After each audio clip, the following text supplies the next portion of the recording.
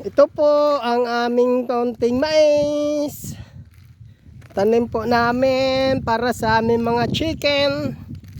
Hindi na po kami bibili ng patuka. Ito po ang kamyas. Kakaunti ng bunga ngayon. Yan.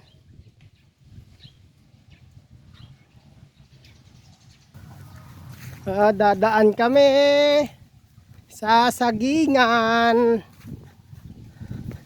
Ba't siya kaunti na lang ngayon ng saging? Ano nangyari? Yung mangga namin di pa namumulak. Oh. Yan, malapit na ito mamulak. Ano, laki ng puno. Mangga.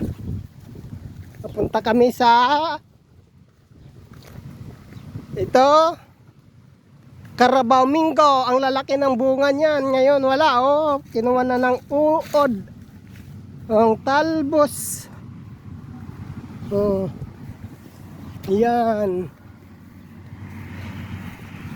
Ito sa sagingan dadaan kami. Pupunta sa palayan. Okay? Nagpa-harvest kami na ampalay. Yan. Yan, oh.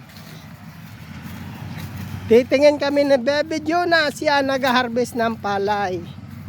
Yan, oh, dito lang kami dito. Oh, tindog lang, tingin lang. Yan, malayo, hindi kami pwedeng lumapit kasi nga maputik na ang daan, oh. Hanggang doon na lang kami, yan.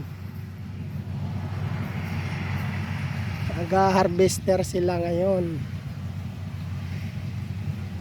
High-tech na talaga ngayon ang panahon. Oh. Wala nang tao nagagapas ng palay. Puro na lahat makinaryas. Ayan, oh, yun ang harvestin ng harvester, oh. Lahat yan amin yan, oh. Yan. Oh. Amin lahat yan ang palayan na yan, hanggang pa yan doon sa likod na tabunan ng saging. Siguro abutin pa to ng bukas. Ay, ano? Bukas pa to matapos ka harvester.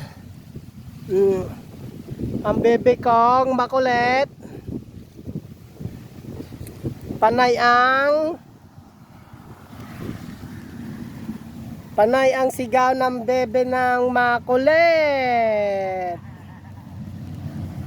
Ayan, si Papa Nonoy. Ayan, yan ang harvester. Bye-bye!